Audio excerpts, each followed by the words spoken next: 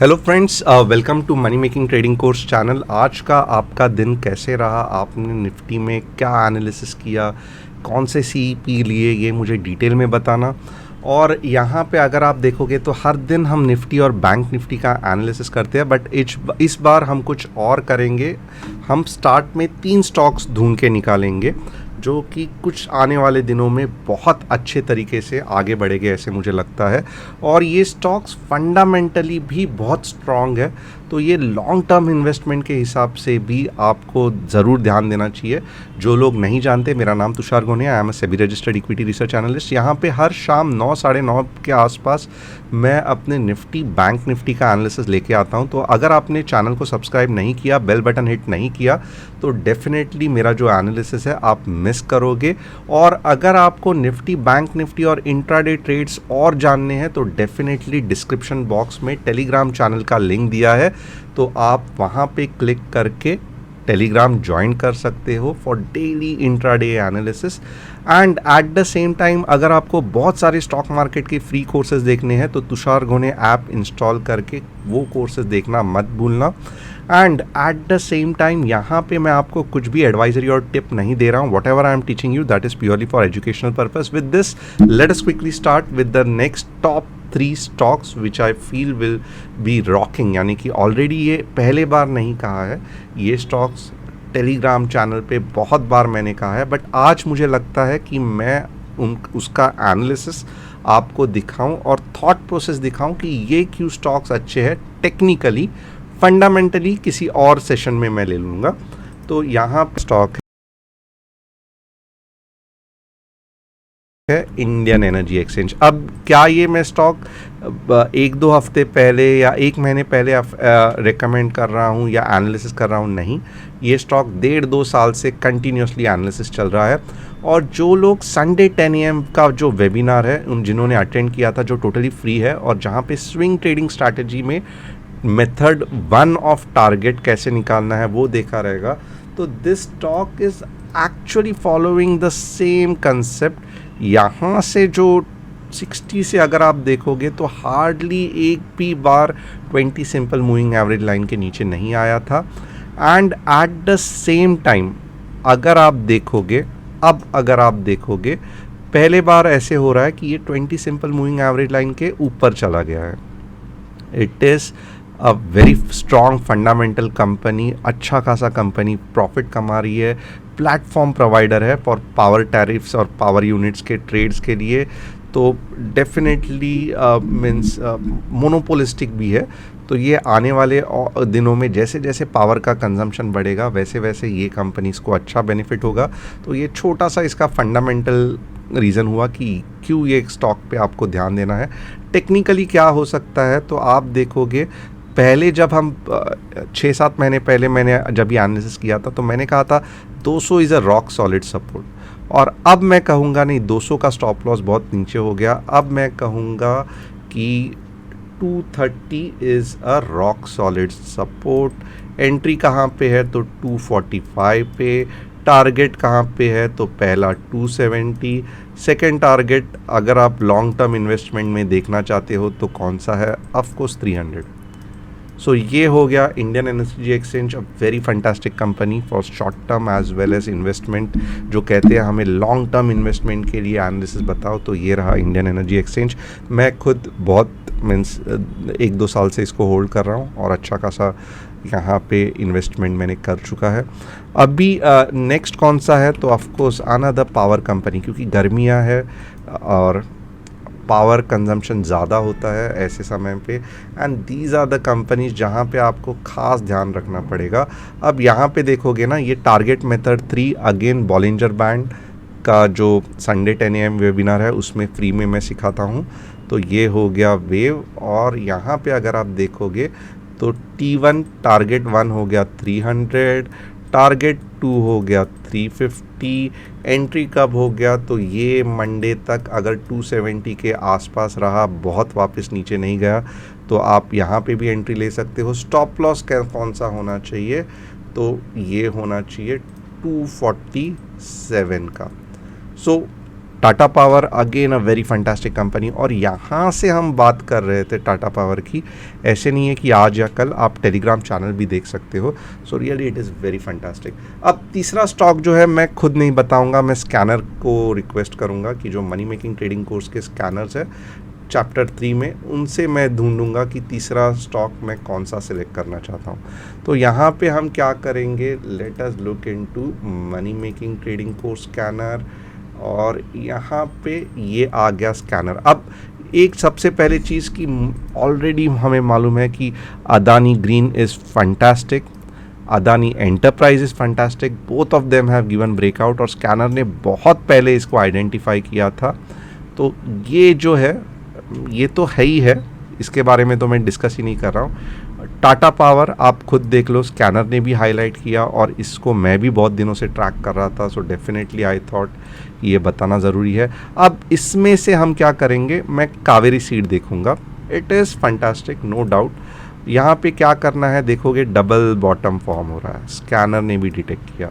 610 जैसे ही weekly closing होती है 750 का टारगेट रहेगा और छोटा सा 590 का स्टॉप लॉस होगा। Very fantastic, fundamentally also it's a good company.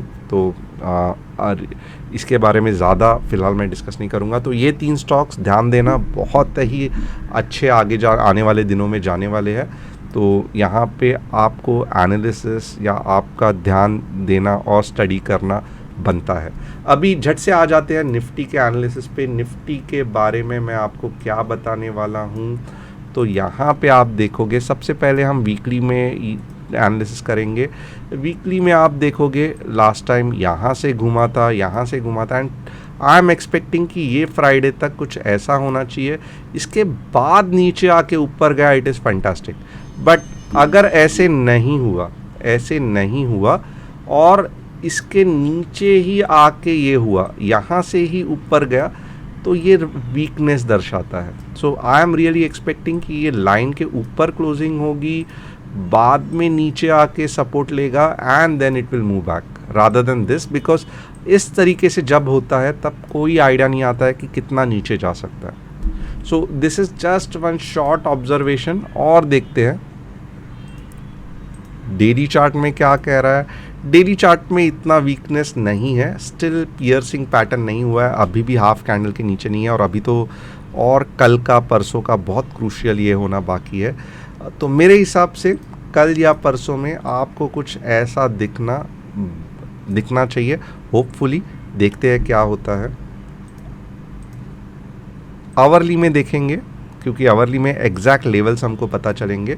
तो आवरली में अगर कोई मुझे पूछेगा तो मैं कहूँगा कि आप ये वाला जो जोन है ना 17,900 का, यहाँ पे थोड़ा सा ध्यान देना, क्योंकि मैंने लास्ट टाइम भी अगर आप देखोगे 17,990 के नीचे जाएगा तो वीकनेस है, एवरेज वीकनेस है ऐसे कहा था, और 17,900 के नीचे गया तो डेफिनेटली 17,800 भी आएगा जो कि फर्स्ट टारगेट होगा, और 17,700 भी आएगा। तो मैं आपको कहूँगा कि ये क्योंकि 20 सिंपल मूविंग एवरेज लाइन भी बन रही है, तो यहाँ पे इसके पहले आप शॉर्ट का सोचना भी मत। 17,900 आवरली क्लोजिंग के पहले शॉर्ट का सोचना भी मत, क्योंकि आप हैरान हो जाओगे, सडनली एक बड़ी कैंडल आके आपका पूरा पुट का सत्यानाश कर देगी। तो be very careful, only go short after 17,900। Long कब जाना है कुछ सोचने की ज़रूरत नहीं है। जब भी एक बड़ी ग्रीन कैंडल बनती है उसके बाद आप लॉन्ग जा सकते हो। कहाँ तक जा सकते हो तो ये ओपन इंटरेस्ट कहेगा, क्योंकि ओपन इंटरेस्ट आज के तारीख में कैसे बना है वो देखना पड़ेगा, राइट। तो आइए देखते हैं ओपन इंटरेस्ट की कहाँ तक हम लॉन्ग जा सकते हैं। यहाँ पे ओपन इंटरेस्ट है, और ये आप ओपन इंटरेस्ट में देखोगे तो आपको इमीडिएटली पता चलेगा कि 18,000 अभी भी एक सपोर्ट है, राइट। और यहाँ पे क्या हो रहा है, 18,200 रेजिस्टेंस बनते जा रहा है। इनफैक्ट 18,500 के बारे में लोग सोच ही नहीं रहे। 18,200 लोगों को लग रहा है ये बड़े बड़े इंस्टीट्यूशंस को एक्सपायरी में नहीं जाएगा। तो जैसे ही ग्रीन कैंडल आपको बड़ी दिखेगी तो मैं क्या कहूँगा, आप 18,200 तक टारगेट रखना। So this is a very short and simple analysis of Nifty. Bank Nifty क्या लग रही है, तो बैंक निफ्टी देख लेते हैं। निफ्टी बैंक में भी फिलहाल वीकनेस ही दिख रहा है। आज पूरे दिन में अगर आप देखोगे HDFC बैंक नीचे भी चला गया, and in fact Nifty bank 20 simple moving average के जस्ट नज़दीक है। अब अगर कल सुबह यहाँ पे रेड कैंडल दिखी तो समझो कि निफ्टी भी डाउन, बैंक निफ्टी भी डाउन। बट मेरे हिसाब से जिस तरीके से ये मूवमेंट है, अर्निंग सीजन आने वाले हैं, आपको श्योर शॉट यहाँ पे कुछ अच्छा खासा दिखेगा। और मैं कहूँगा निफ्टी का 39,200 के ऊपर का टारगेट मत रखना। 39K itself is a very strong resistance. क्यों मैं ऐसे कह रहा हूँ, क्योंकि लास्ट टाइम यहाँ पे भी आप देखोगे ना 39,000 रॉक सॉलिड सपोर्ट रेजिस्टेंस बन चुका है। But at the same time ये और एक कुछ हमको दिख रहा है कि 38,500 भी बुरा है, मीन्स 38,500 भी सही नहीं है। तो मैं तो कहूँगा कि पहला टारगेट आपका 38,500 ही होना चाहिए। अगर ग्रीन कैंडल दिख रहा है ना, तो पहला टारगेट 38,500 ही होना चाहिए। अगर उसको अच्छी तरीके से ब्रेकआउट किया तो मैं अब 39,200 भी नहीं कहूँगा, 39K कहूँगा। इसके आगे ये एक्सपायरी तक जाने के कुछ चांसेस नहीं है। इनफैक्ट जिस हिसाब से पोजीशन बना है 38,500 भी बैंक निफ्टी को ऊपर जाना मुश्किल हो जाएगा। तो डाउन साइड का डेफिनेटली लग रहा है नीचे जाने वाला है, but you will be surprised कि ये एक जो ग्रीन कैंडल मैं कह रहा हूँ वो आने के बहुत ज़्यादा चांसेस है। तो जैसे ही आपको ग्रीन कैंडल दिखे, 38,250 के ऊपर दिखे, तो आप 250-300 पॉइंट के लिए लॉन्ग जा सकते हो। शॉर्ट के लिए आप कब जा सकते हो वो भी बता देता हूँ यहाँ पे इसके नीचे, यानी कि कौन से इस पे, तो 37,800 के नीचे आप शॉर्ट जा सकते हो। कहाँ तक जा सकते हो, अगले 500 पॉइंट के लिए जा सकते हो। सो क्योंकि गैप है इसके लिए।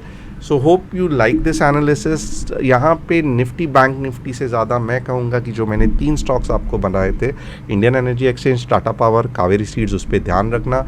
और अगर आपको एनालिसिस अच्छा लगा तो लाइक करना, शेयर करना, सब्सक्राइब और बेल बटन हिट करने के लिए मैं कहूँगा ही नहीं। Thanks a lot and see you tomorrow at same time.